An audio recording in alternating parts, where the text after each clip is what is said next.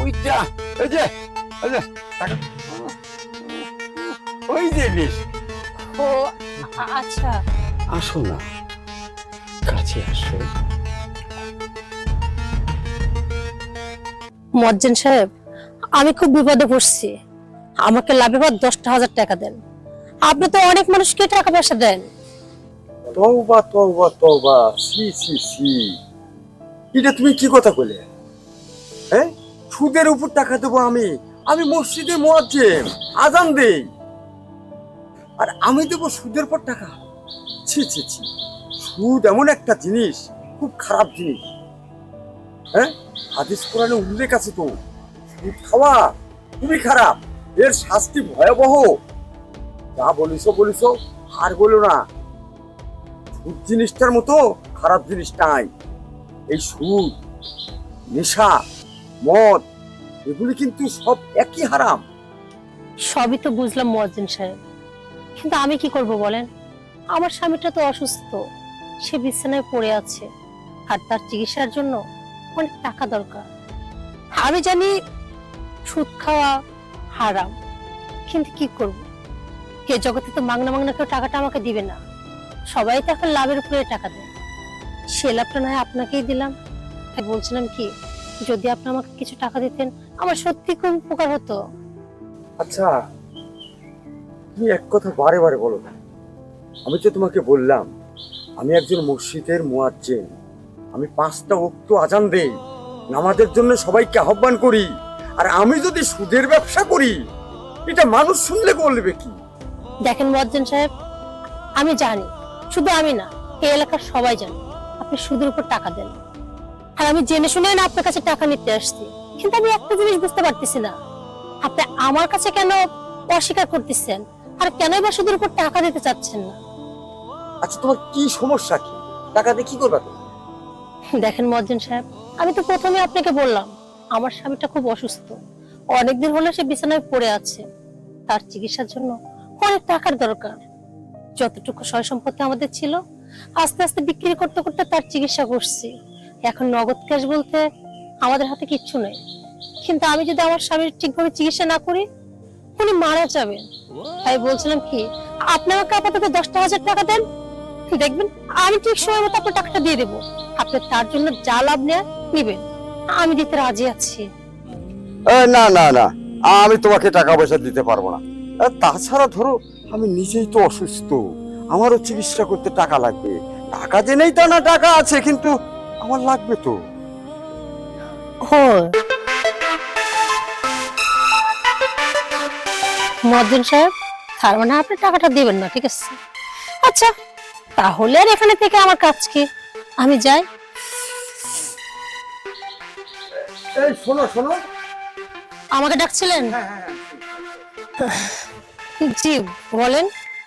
এই তোমার কত টাকা জানি লাগবে? বেশি না, আপাতত 10,000 হলেই চলবে। 10,000? আচ্ছা ঠিক আছে। কারণ শোনো, আমরা মুয়াজ্জিম মানুষ তো, এই যে হাদিস কোরআনে আছে, একটা মানুষ বিপদে পড়লে অসুস্থ রোগীকে সেবা করাও কিন্তু এটা একটা খুব সওয়াবের কাজ। তুমি যখন বলছো তোমার স্বামী অসুস্থ, তার চিকিৎসার জন্য ওই টাকা নিচ্ছ, কিন্তু এখানে একটা কথা আছে, শোনো। এই আমার কাছ থেকে টাকা নিলে কিন্তু আমারে কিন্তু ওই হাজারে হাজার। হাজারে হাজার মানে ঠিক বুঝলাম না, হাজারে হাজার মানে কিরকম? ওই তো মানে 1,000 টাকা নিলে এই 1 মাস পরে সেটা দাঁড়াবে এই 2,000, আর তুমি 10,000 টাকা নিলে 1 মাস পরে গিয়ে দাঁড়াবে 20,000। মানে মানে হাজারে হাজার, মানে ডবল। আমি ধরো অল্প কয়েকজনের সঙ্গে ব্যবসা করি তো, যার কারণে সুদের হারটা আমার একটু বেশি। আচ্ছা, আপনি তো মুয়াজ্জিন, আপনি তো বলছিলেন সুদ দেয়া নাকি হারাম, আপনি এটা জানেন মানে, আর কিছুক্ষণ আগে আমাকে কি জন্য বলছিলেন? তুমি জানো এর ভয়াবহতা কি? খবরে আগুনের মধ্যে পড়তে হবে। আপনি তো সবই জানেন, তাই না? এত কিছু জানার পরেও আপনি আমাকে টাকাটা দিচ্ছেন কেন? আমার স্বামী অসুস্থ, আর আপনি এটাও জানেন হাদিসে কি আছে, প্রতিবেশী যদি অসুস্থ হয় বা তার যদি টাকার দরকার হয়, তাকে টাকা হাবলাত দেওয়া কি সওয়াবের কাজ, তাই তো? আমার হাজবেন্ড অসুস্থ, আমি আপনার কাছে সাহায্যের জন্য আসি নাই, টাকা ধার নেওয়ার জন্য আসছি। না না সরি, লাভের জন্য, মানে লাভের উপর টাকাটা নেওয়ার জন্য আসছি। আপনি দিতে তো রাজি হয়েছেন, কিন্তু লাভ তো সবাই নেয়, কম আর বেশি শুনেছি ওই হাজারে আর কি 100 এরকম, কিন্তু আপনি হাজারে হাজার। তা আমার হাজারে হাজার, এ পোষালে তুমি নাও, না পোষালে তুমি যাও। কিন্তু মুয়াজ্জিন সাহেব, এটা একটু বেশি হয়ে গেল না? আমি তো বললামই, আমি সামান্য কয়েকজনের সঙ্গে ব্যবসা করি, যার কারণেই আমার একটু লাভটা বেশি। সবই তো বুঝলাম, আমার না একটা টেনশন হচ্ছে।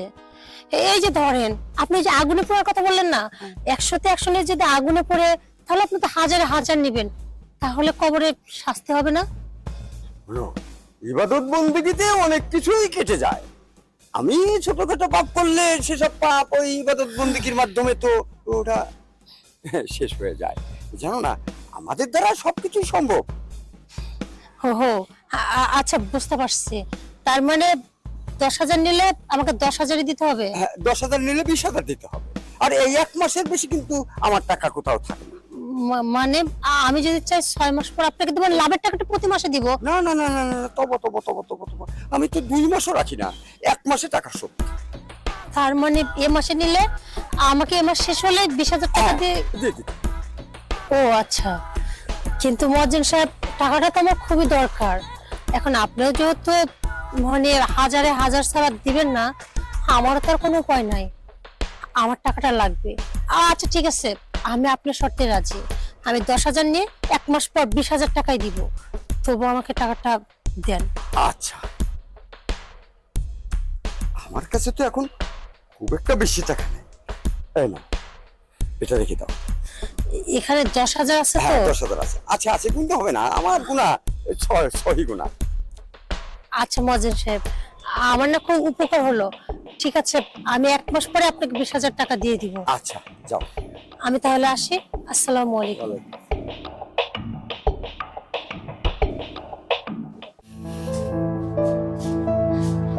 এই দেখো, মুয়াজ্জিন সাহেবের থেকে আমি 10,000 টাকা নিয়ে আসছি। আমি ওনার থেকে টাকা চাইতে উনি দিয়ে দিল। যদিও টাকাটা লাভের উপর নিয়ে আসছে। উনি তো প্রথমে টাকাটা দিতেই চাইছিল না, অনেক বলে বোঝানোর পর উনি রাজি হয়েছে। কিন্তু 1 মাসের মধ্যে না ওনাকে আবার 20,000 টাকা ফেরত দিতে হবে। আমি সত্যি জানি না 1 মাস পরে এতগুলো টাকা আমি কিভাবে জোগাড় করব। কিন্তু কি করার বলো, তুমি তো অসুস্থ, আর তোমার জন্য না আমি সব কিছু করতে পারি। তুমি জানো কত স্বপ্ন ছিল, আমরা সুন্দর একটা সংসার করব, আমাদের একটা বাচ্চা হবে, তাকে মানুষ করব।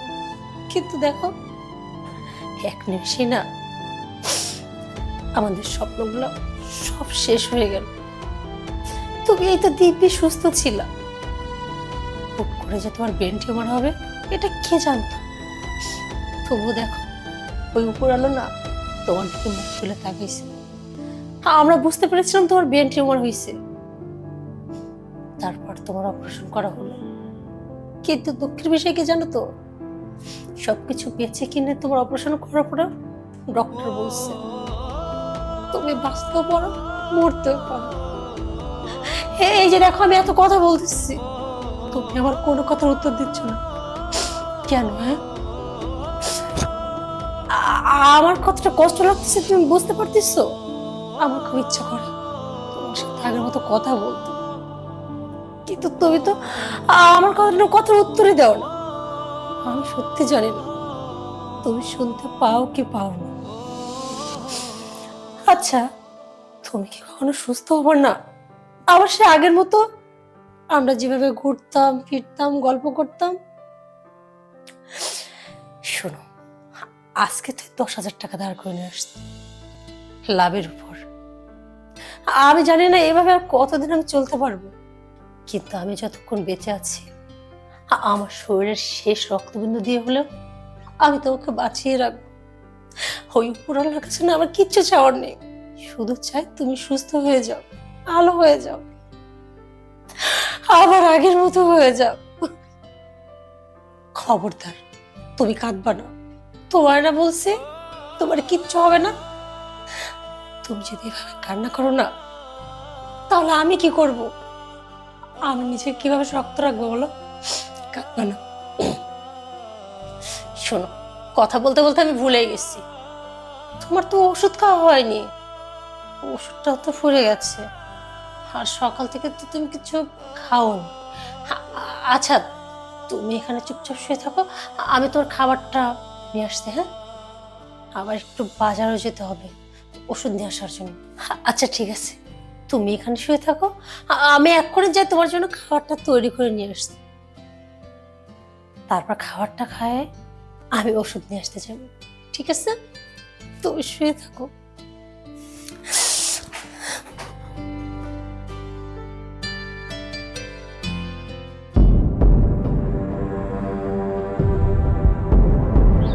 মুয়াজ্জিন সাহেব, আপনি লোক পাঠিয়েছিলেন ডাকার জন্য, তাই আসলাম। ডাকবই তো। আজ 1 মাস পার হয় 3 দিন বেশি হয়েছে। 3 দিনে কয় টাকা হয় তুমি জানো? হ্যাঁ, আর কথা দিয়ে তুমি কথা রাখো না, কথা না রাখলে তার শাস্তি কি হয় সেটা জানো? হ্যাঁ, আচ্ছা তোমরা সবকিছু জানিয়ে শুনে হ্যাঁ শরীয়ত বরখলাপ করো কেন? আসলে মুয়াজ্জিন সাহেব, আমার স্বামীটা না খুব অসুস্থ, আজ কয়েকদিন হলে ওর শরীরটা একদম ভালো নেই। এই অবস্থায় ওকে বাড়িতে একা রেখে আমি আসলে আপনার সঙ্গে দেখা করার জন্য আসতে পারছিলাম না। আর তাছাড়া আপনি তো আমাকে বলেছেন 1 মাস পর টাকাটা দেওয়ার কথা, আমার কিন্তু সেটা খেয়াল আছে, কিন্তু আমি তো এখনো 20,000 টাকা জোগাড় করতে পারিনি। আর 20,000 টাকা নিয়ে আসলে আপনার কাছে এসে বা আমি কি করব? এর কারণেই আসলে আমি আসিনি। আপনি তো জানেনই আমার স্বামীটা যেহেতু অসুস্থ, বাড়িতে ইনকাম করার মতো কোনো মানুষ নেই, আমি এমনিতেই খুব টানাটানির মধ্যে আছি। তারপরে বিশ্বাস করেন, আমি কিন্তু চেষ্টা করতেছি, আমি কয়েকজনকে বলেও রাখছি যদি টাকাটা পাই তাহলে এসেই সঙ্গে সঙ্গে আপনাকে আমি দিয়ে যাব। আপনি আমাকে আর কয়েকটা দিন সময় দেন। আর হ্যাঁ, ওই যে 3 দিনের যে কথা বলছিলেন না, আমি আপনাকে 20,000 টাকা দিয়ে দেবো। ওই 3 দিনের টাকার কথাটা বললেন না, আপনি তো বুঝতেই পারতেছেন আমি কি সমস্যার মধ্যে আছি। 3 দিন বাড়তি হয়ে গেছে। আমার অবশ্য উচিত ছিল আপনাকে আগে এসে বলা যে আমি আসলে টাকাটা জোগাড় করতে পারিনি, কিন্তু বিশ্বাস করেন আমি আপনাকে ঠিক টাকাটা দিয়ে দিব। আপনি দয়া করে আর আমাকে 1টা মাস সময় দেন, আমি ঠিক এর মধ্যে আপনার লাভ সহ সমস্ত টাকা দিব। আর 1 মাস রাখলে তো 30,000 হবে, আমি আপনাকে 30,000 টাকাই দিব। না, ওই ইমোশনাল কথা কয়ে আমার তুমি ভুলে বের পারবে না। হ্যাঁ, 1 মাসের টাকা দিবে পারো না, আবার 30,000 টাকা দিবে? হ্যাঁ, ওই সমস্ত 9-6 কথা আমার কাছে চলবি না। 1 মাসের বেশি আমি টাকা রাখি না। 1 মাস পার হয়ে গেছে, আমি 3 দিন বাদ দিলাম, আমাকে ওই 1 মাসের টাকাটা একবারে দিয়ে দাও। কোন দিন দিবে আমি তা জানি না, টাকা দিয়ে কথা কও। দেখেন মুয়াজ্জিন সাহেব, আপনার রাগার যথেষ্ট কারণ আছে। আপনার জায়গায় আমি থাকলে হয়তো এভাবে রেগেই যেতাম, কিন্তু আমি কি করব বলেন? আমি তো নিরুপায়। আমার কাছে টাকা থাকলে কি আপনার লোক পাঠাতে হতো, নাকি আমাকে ডেকে এত কথা বলতে হতো? আর কেউ কখনো ইচ্ছা করে কারো কাছে ঋণী থাকতে চায়? আপনার টাকাটা পরিশোধ করতে পারলে আমার নিজের কাছে একটু স্বস্তি লাগতো, কিন্তু আসলে টাকাটা যেহেতু জোগাড় করতে পারিনি, এর চেয়ে আমি কি করব বলেন? আমি আপনার হাতে ধরছি, ওই জন্য আপনার পায়ে ধরে ক্ষমা চাবো, তবু আমাকে 1টা মাস সময় দেন। টাকার ঘাও কলজের কাছে, তুমি সেটা জানো না? আর তোমার মুখে 9-6 কথা কে? হ্যাঁ, এই কথা 2 হলে তার শাস্তি কি হয় মরার পরে তুমি জানো? হ্যাঁ, তার কঠিন শাস্তি, ভয়াবহ শাস্তি, যা তুমি এখনো টের পাও নাই। শোনো, তুমি টাকা দেওয়ার লোকটা যা বুঝতেছি, তুমি করছাও আবার 1 মাস, তারপরে টাকা হবে 30,000। হ্যাঁ, 30 কোণে টাকা দাঁড়াবি 40,000। এই যে 20,000 টাকা কত হয় আর 1 মাসে যায়? 40,000। সুদের সুদ, তেসা সুদ, এটা কথা আছে না? আমি সুদ খাই নে, যদি খাই পেট ভরিয়েই খাই। তো শোনো, তুমি টাকা দিবে পারবে না, তার সাথে এক কাম করো গা। কি কাজ? তোমাকে আমি একটা ভালো বুদ্ধি দেই, তোমার যা আছে তুমি তাই দাও। কিন্তু আমার তো কিছু নাই, বিশ্বাস করেন। এই যে এটা সিটি গোল্ড, এই আংটিটা সিটি গোল্ড, আমার দুল জোড়া তখন কিনা দুল স্বর্ণের তুলনায় আমার কিচ্ছু নেই যে আমি আপনাকে দিব। আছে আছে, তুমি টের পাচ্ছ না? ঠিকই টের পাচ্ছ, প্রকাশ করতেছো না। তোমার কাছে যে সয় সম্পত্তি আছে, সে সয় সম্পত্তি আমারই কাছেও নাই। বুঝতে চাও? মানে আমি না সত্যি ঠিক বুঝতে পারছি না, যদি একটু ক্লিয়ার করে মানে বলতে। ওইটা, এই যে টাকা ওই যে বেশ। ও আচ্ছা, তার মানে আপনি বলছেন আমি আপনাকে সময় দিলে? এই সময় সময় সময় বাংলাদেশ তো ওই জন্য আমার মনে আসে না, এই সময় দেওয়া। তাহলে টাকা পরিশোধ? হ্যাঁ পরিশোধ, টাকা দিতে হবে না। কিন্তু মুয়াজ্জিন সাহেব, এটা তো ইসলামে হারাম। আরে ইবাদত বন্দেগি করলে সবকিছু ঠিক হয়ে যায়। কিন্তু কি বলছেনটা কি আপনি? দেখেন, আমি অন্য একজনের বউ, আর তাছাড়া আমার স্বামী এখনো জীবিত, আর আমি আমার অসুস্থ স্বামীটাকে বাড়িতে রেখে আপনার সঙ্গে ফুর্তি করবো? ছি, না না, আমি এই ধরনের কাজ করতে পারবো না। আপনি আমার কাছে 20,000 টাকা পান তো, আমি আপনাকে টাকাটা দিয়ে দিব। দাও দাও। মানে এই মুহূর্তে না, আপনি আমাকে একটা সপ্তাহ সময় দেন, আমি এক সপ্তাহতে যে লাভটা আসে সেটা সহকারে দিব। আমি 1 ঘন্টা সময় তোমাকে আমি দেবো না, কারণ তুমি ওয়াদা ভঙ্গ করে যাও। ওয়াদা ভঙ্গকারীকে আল্লাহ পাকও পছন্দ করে না, আল্লাহর বান্দাও পছন্দ করে না। মানে আপনি তো বুঝতে পারছেন আমার কাছে না, আর আমি তো বললাম আপনি সব টাকা দিয়ে দিব। না, দিয়ে দেবো এক কথা আর দেওয়া এক কথা। দাও। আমি তো আপনাকে লাভ সহই দিব নাকি? আমার কাছে যদি 5টা দিন পরে দিই, ওই 5টা দিনের লাভও আপনাকে আমি দিয়ে দিব। যার প্রথম শব্দ মিল পড়ে না, তার সারা জীবনের শব্দ মিল পড়ে না। তুমি একবার ওয়াদা করেছো, আমার সঙ্গে ওয়াদার মিল পড়ে নাই, তুমি সারা জীবনে তোমার ওয়াদা মিল পড়বে না। আর তুমি এটা কেন বোঝো না? চামড়া দিয়ে টেকা সুদ, এরকম সুযোগ আর কোনে পাবি? কিন্তু আমি এরকম জঘন্য কাজ না করতে পারবো না, আমার বিবেকে বাধা দিচ্ছে। শোনো, বিবেকে সুদের থেকে আমাকে বাধা দিছিলে, তুমি কিন্তু সেদে সেদে সেদে সেদে আমাকে রাজি করাইছিলে, বুঝছো? তো এখন আমি কি, তুমি কি চাও আমি সাজে সাজে তোমাকে রাজি করাবো? তোমার টাকা পরিশোধ করবে, গাও দিয়ে পারো আর পিঠ দিয়ে পারো, পরিশোধ করো। আচ্ছা ঠিক আছে, আমি বুঝতে পারছি আপনি আমাকে ছাড়বেন না। ঠিক আছে, আমি আপনাকে সময় দিব, আপনি আমার বাড়িতে আসেন। আবার বাড়িতে কেন? আমার বাড়িতে ফাঁকা থাকে আছে। কি বলছেনটা কি? হ্যাঁ। দেখেন, আমি যদি আপনার বাড়িতে বেশি সময় থাকি, আশেপাশের লোক সন্দেহ করবে। এক কাজ করেন না, আমার বাড়ি তো ফাঁকাই আছে, আপনি আমার বাড়িতে আসেন। না, তুমি এটা বোঝো না। এক ফকিরকে বসা থুয়ে যদি সামনে বসে কেউ ভাত খায়, পাপ হয় না? তুই এক ফকিরের সামনে শোয়া থুয়ে আমি তোমার সঙ্গে শোবো? ঠিক ঠিক, তবা তবা। আরে না না, শুনেন না, মানে বলছিলাম কি, আমার স্বামী তো অসুস্থ, ও তো ঠিকভাবে নড়াচড়া করতে পারে না, কথা বলতে পারে না, আরো দেখলেও না কিছু বুঝতে পারবে না। যাই হোক, আপনি বলেছেন, আমি তো রাজি হয়েছি, বাট আপনার বাড়িতে সম্ভব না, আমার বাড়িতে আসতে হবে। আচ্ছা ঠিক আছে, যদি কোনো সমস্যা না হয় তাহলে আমার সমস্যা নেই। আরে সমস্যা কেন হবে? আপনি তো মুয়াজ্জিন, কেউ দেখলে আমি নাই বলবো আমার স্বামীকে ঝাড়ফুঁক করার জন্য নিয়ে আসছি, আর আপনি গেলে ভাববে যে দেখতে আসতে, কেউ সন্দেহ করবে না। আচ্ছা ঠিক আছে, তাহলে আমি আজকেই যাব। আচ্ছা ঠিক আছে, আমি তাহলে এখন আসি, আর বেশিক্ষণ না এখানে দেরি করা ঠিক হবে না। আচ্ছা, আমি কিন্তু বিকালে আসতেছি। আচ্ছা।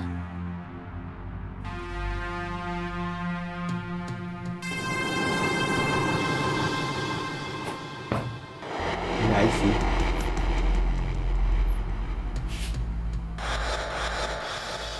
আচ্ছা, এখানেই।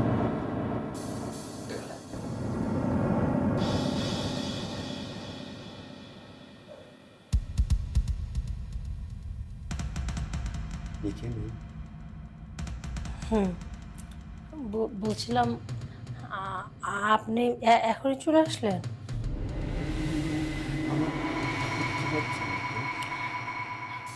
আরে শুনেন না, বলছিলাম আমরা একটু গল্প করে নিই না, তারা কিসের?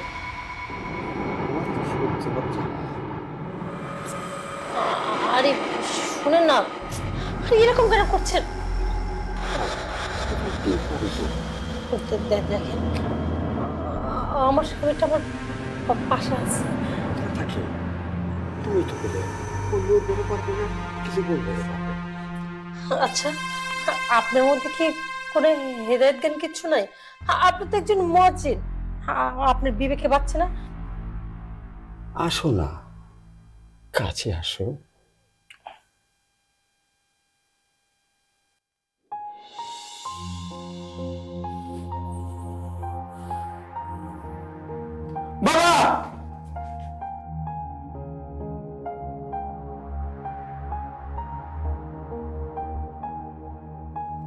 কি করতেছো এটা তুমি?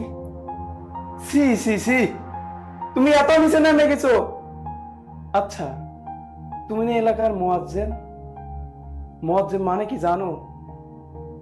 হ্যাঁ, আর তুমি কি না এলাকার একটা মুয়াজ্জিম হয়ে, একজন সম্মানিত ব্যক্তি হয়ে, তুমি তোমার নিজের মেয়ের বয়সী মেয়ের সাথে এত জঘন্য কাজ করতেছো? তুই যেটা মনে করছিস সেটা না, ওদের কয়টা টেকা পাইতাম তো, সেই টেকা কয়টা লিবে রাখছি। বাবা, আমি নিজের চোখে যেটা দেখছি সেটাও তুমি ভুল বলতে চাচ্ছ? হ্যাঁ, আমার নিজের চোখকে তুমি অবিশ্বাস করতে বলো? না বাবা, তুমি যেটা করছো আমি ঠিক সেইটাই দেখছি। আচ্ছা, তুই একটা সত্যি কথা কত, আমি হেনে তুই জানলো কিরম করে? সব সত্যি কথা আমি আপনাকে বলছি। এই যে আপনার ছেলে যে এই জায়গা, আমি ওকে খবর দিয়ে এখানে নিয়ে আসছি। কেন জানেন? আপনার আসল চেহারাটা আপনার ছেলেকে দেখানোর জন্য। এই যে আপনি এলাকার মুয়াজ্জিন, আপনাকে সবাই সম্মান করে, আমি নিজেও আপনাকে সম্মান করতাম। ভাবতাম যারা মুয়াজ্জিন তারা 5 ওয়াক্ত নামাজ পড়ায়, মানুষকে ধর্মের পথে আহ্বান করে, সঠিক পথ দেখায়। কিন্তু আপনি যে এতটা নিকৃষ্ট, এটা আমি কল্পনাও করতে পারিনি। আপনাদের মতো মানুষ এই সমাজের জন্য কতটা যে বিষাক্ত সেটা আপনাকে দেখে আমি বুঝতে পারলাম। যারা মুয়াজ্জিন তারা মানুষকে ভালো পথ দেয়, অথচ দেখেন আপনার বাবা সেখানে সুদের উপর টাকা নেয়। মানুষ সুদের উপর টাকা নেয় 10%, আর আপনার বাবা ডাবল, 100-তে 100 তাকে দিতে হবে। সে 10% 20% বোঝে না। আমি না খুব অভাবে পড়েছিলাম, আর তার কারণে আপনার বাবার কাছে গেছিল। এই যে আমার স্বামীকে দেখতে পাচ্ছেন না, বিছানায় অসুস্থ হয়ে শুয়ে আছে। হঠাৎ করে আমার স্বামীর ব্রেন টিউমার হয়, তার চিকিৎসার জন্য অনেক টাকা ব্যয় হয়। আর ডাক্তার এখন বলেছে আমার স্বামী বাঁচতে পারে মরতে, কিন্তু তার চিকিৎসাটা তো আমাকে চালিয়ে যেতে হবে। তাই আমি নিরুপায় হয়ে আপনার বাবার কাছে গেছি কিছু টাকা নেওয়ার জন্য। অবশ্যই ধারের জন্য না, কিন্তু আমি অলরেডি শুনে গেছি আপনার বাবার লাভের উপর টাকা দেয়। আর সেটা শুনে আমি যখন ওনার কাছে টাকা চাই, উনি প্রথমে আমাকে অস্বীকার করে, পরে আমাকে দিতে রাজি হয়, কিন্তু 10,000 নিলে 10,000 দিতে হবে। কিন্তু আপনি তো সেটা জানতেনই না যে আপনার বাবা লাভের উপর টাকা দেয়। আজকে দেখেন, আপনি সে বাবাকে যখন আমি টাকাটা ঠিক সময় মতো দিতে পারিনি, অমনি উনি লোক পাঠিয়েছে, আমি গিয়েছিলাম। আর এই যে আপনার কাছে যখন আমি গেছিলাম না, অনেক ভালো মনে গেছিলাম, কিন্তু আমি না কখনো কল্পনাও করতে পারিনি আপনি এতটা নিকৃষ্ট। আপনি আমার বাবার বয়সে মানুষ, আপনি কিভাবে পারলেন বলেন তো আমাকে বাজে একটা প্রস্তাব দিতে? আমার স্বামী জীবিত, হয়তো আমার স্বামী অসুস্থ, অথচ আপনি কি বললেন? গা দিয়ে আপনার টাকাটা পরিশোধ করি। আজকে আমার জায়গায় যদি আপনার নিয়ে থাকতো, আপনি এই কথা বলতে পারতেন? ছি! যখন আপনার বাবা এই কথাটা আমাকে বলল, আমি তখন মনে হলো মাটির নিচে কেড়ে যাচ্ছি, আকাশটা যেন আমার মাথার উপর ভেঙে পড়লো। আমি কি করবো বুঝতে পারছিলাম না। ওনাকে বোঝানোর চেষ্টা করলাম, আমাকে 1 মাস সময় দেন, আমি আপনাকে লাভ সব ফেরত দিব। উনি রাজি হলেন। উনি আমাকে এমন চাপ দিল, বাধ্য হয়ে আমি হ্যাঁ বললাম। তারপর ভাবলাম কি করা যায়। তখন মনে পড়লো সমাজে প্রত্যেকটা মানুষ তো খারাপ না। আপনার বাবা এতটা নিচু হয়ে আছে সেটা আপনি জানেন, তাই আমি আপনাকে খবরটা দিই এবং আসতে বলি আপনার বাবার আসল চেহারা দেখানোর জন্য। আর আপনি আমাকে কি বলছিলেন? আপনার বাবা তো সুদের কোনো কারবারই করে, সে তো সৎ মানুষ, মানুষকে ভালো পথের দিশা দেয়। দেখলেন তো আপনার বাবা কি সুযোগের সৎ ব্যবহার করছে। আর আপনার এই চেহারাটা দেখানোর জন্যই আপনার এই ছেলেকে আমি এখানে ডেকে নিয়ে আসছি। আশা করি এখন নিশ্চয় বুঝতে পারছেন। আজকের পর থেকে ভুলে যাব যে তুমি আমার বাবা। তুমি থাকো, আমি গেলাম। বাবা দাঁড়া, আসলে আমি অনেক বড় ভুল করে ফেলেছি রে বাবা। মারে, তুই আমাকে ক্ষমা করে দিস। আমি যে কাজটা করেছি, আসলে কোনো মানুষের মধ্যে একটু একটু মনুষ্যত্ব থাকলেও সেই মানুষটা এই ধরনের কাজ করতে পারবে না। কিন্তু জানিস কি মা, লোভ লোভ মানুষকে ধ্বংস করে, আর সেই লোভে আজকে আমি ধ্বংস হয়েছি। আমি অন্য দিক দিয়ে ধ্বংস হইনি, তোর কাছে ছোট হয়েছি, আমার সন্তানের কাছে ছোট হয়েছি, এবং এমন ছোট হয়েছি এর চাইতে ছোট আর কেউ হয় না। আসলে আমি একজন মুয়াজ্জিন, আমার উচিত হয়নি সুদের কারবারটা করা, কিন্তু ওই যে বললাম টাকার লোভ, এই টাকার লোভ আমাকে পেয়ে বসেছে। আমি গোপনে গোপনে এই ব্যবসাটা করতাম। আমাদের মতো অনেক মুয়াজ্জিন আছে যারা সমাজের বুকে ভালো মানুষ সেজে থাকে, কিন্তু ভিতরে ভিতরে তারা কোনো কিছু পালন করে না। মানুষকে বুঝায় এই পথে থেকো, এই পথে যেও না, কিন্তু সে নিজেই সেটা মানে না। তেমনি আমার ভিতরে লোক কাজ করেছে। তুমি যেদিন আমার কাছে টাকা নিতে গেলে মা, আমি সেই দিন থেকেই তোমার প্রতি আমার লোভের পাশাপাশি লালসার জন্ম নিয়েছি। ওই যে একটা কথা আছে না, কামরূপুর তারা পৃথিবীতে যারা সহ্য করতে পারে না তাদের দ্বারাই অঘটন ঘটে। তেমনি আমি ওর ওজন সহ্য করতে পারিনি। আসলে একজন মানুষ হতে হলে মনুষ্যত্ব থাকলে সেই মানুষটা যেমন কোনো অন্যায় পথে যেতে পারে না, তেমনি কোনো খারাপ মানুষ সে কোনোদিন ভালো পথে সহজে আসতে পারে না। ওই যে একটা কথা আছে, লোভে পাপ আর পাপে মৃত্যু। আজকে ধরো তোমার প্রতি লোভ করে, টাকার প্রতি লোভ করে আমার কিন্তু মৃত্যু হয়েছে, তবে এই মৃত্যু আমার অনেক আগেই হওয়া উচিত ছিল। যেটা আমার ভিতরের অমানুষটার মৃত্যু, যেটা আজকে হলো। বাবা, তুই যদি আমাকে ছেড়ে চলে যাস, আমি কাকে নিয়ে থাকবো বল? আমার তো আর পৃথিবীতে কেউ নেই। হ্যাঁ, আমি ভুল করেছি, আর তুই যে কাজটা করেছিস আজ আমার বড় উপকার করেছিস। আমার ভিতরের মনুষ্যত্বকে ফিরিয়ে এনেছিস, যে মনুষ্যত্ব নিয়ে মানুষ বেঁচে থাকে। দেখিস বাবা, আজ থেকে আমার আর কোনো ভুল হবে না, কোনো রকমের লোভ থাকবে না। আমি একজন খাঁটি মানুষ এবং খাঁটি মুয়াজ্জিম হিসাবে এলাকায় চলবো। তো তোদের কাছে আমার একটা অনুরোধ, যা হয়েছে মা, এটাকে এখানেই মাটি দিও। সমাজের বুকে যেন আমি, মানুষের সামনে যেন আমি মুখ দেখায় চলতে পারি, এইটা তোমরা কারো কাছে বলো না। আমি তোমাদের কাছে কথা দিচ্ছি, আমি জীবনে আর এরকম ভুল হবে না। আমি জীবনে কোনো কিছুর উপর লোভ করবো না। আমি খাঁটি মানুষ হলাম, খাঁটি মানুষ হিসাবে বাঁচবো, খাঁটি মানুষ হিসাবে মৃত্যুবরণ করব। কিন্তু আসলে আমি আজকে যত ছোট হয়েছে তোমাদের কাছে, আমার মরে গেলে এর চেয়ে ভালো হতো। আমি নিজেকে খুব ছোট মনে করছি।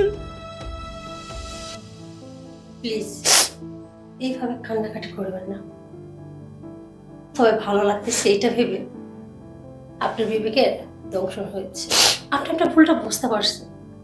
তবে আমি কথা দিচ্ছি, আমার স্বামী চিকিৎসার জন্য আপনার থেকে যে টাকাটা নিয়েছে, আপনি যদি লাভ সহ চান আমি ফেরত দিব। তা না হলে মূল টাকা যদি নেন, আমি তাহলে মূল টাকাটাই দিই।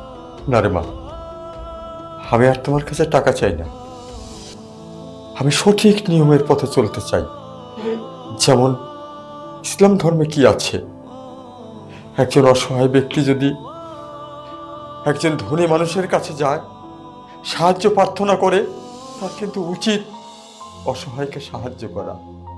আমার আছে, আল্লাহ আমাকে দিয়েছে, আমি সেই হিসাবে তোমাকে আমি এটা সাহায্যের মধ্যে দিলাম। মারে, তোমাকে আমি যদি নিজের মেয়ের মতো দেখি, নিজের মেয়ে ভাবে, কেন তুমি আমার সাহায্য নিতে পারবে না? আমি দিয়েছি প্রয়োজনে তোমার স্বামীর চিকিৎসার জন্য আমি আরো দেব। তোমার যখন টাকার প্রয়োজন তুমি আমাকে জানাবে, আমি দেবো মা। সত্যি বলছে? হ্যাঁ। আমি নিতে পারি, কিন্তু একটা শর্ত আছে। আমার স্বামী যদি সত্যি সুস্থ হয়ে যায়, তাহলে আমাদের সেই সময় হলে আমরা কিন্তু সমস্ত টাকা পরিশোধ করে দিই। আর হ্যাঁ, তখন কিন্তু আপনাকে নিতে হবে। আর আপনাকে বলছি, প্লিজ আপনার বাবার পর রাগ করে থাকবেন। উনি তো আসলে ওনার ভুলটা বুঝতে পারছে। ওনাকে এবারের মতো ক্ষমা করে দেন। মানুষ তো মাত্রই ভুল করে। আসলে আপনাকে আমি শুধুমাত্র ডেকেছিলাম আপনার বাবা যেন তার ভুলটা বুঝতে পারতেন। এছাড়া আপনি বা আপনার বাবার মাঝখানে মতো ভুল বোঝাবুঝি হোক, এরকম কোনো উদ্দেশ্য আমার ছিল। আর আপনারা তো দেখতেই পাচ্ছেন, আমি নিরুপায় হয়ে টাকা নিয়েছিলাম। আর হয়তো আপনাদের সাহায্য আমার লাগবে, কারণ আপনারা যদি আমার পাশে না থাকে, সত্যি আমার স্বামীটাকে আমি সুস্থ করতে পারবো না। আচ্ছা, বলছিলাম কি, কিছু মনে না করলে আমি একটা কথা বলবো। বলছিলাম, যেহেতু আপনি আমাকে মেয়ের মতো বললেনই, তার মানে আজকে থেকে তো আমি আপনাকে বাবা বলে ডাকতেই পারি। আর আপনি আমার ভাই, আমাদের বাড়িতে যেহেতু আসছেন, খালি হয়ে গেলে কেমন দেখায় না? আপনারা বসেন না, আমার বরের পাশে বসে একটু কথা বলার চেষ্টা করেন। আমি আপনাদের জন্য খাবার রান্না করি। আজকে আমরা একসঙ্গে খাওয়া দাওয়া করবো। না রে মা, আর একদিন সময় করে আসবো। আজকে তাহলে যাই। আচ্ছা ঠিক আছে, আসবেন কিন্তু। বাবা চল। চলো।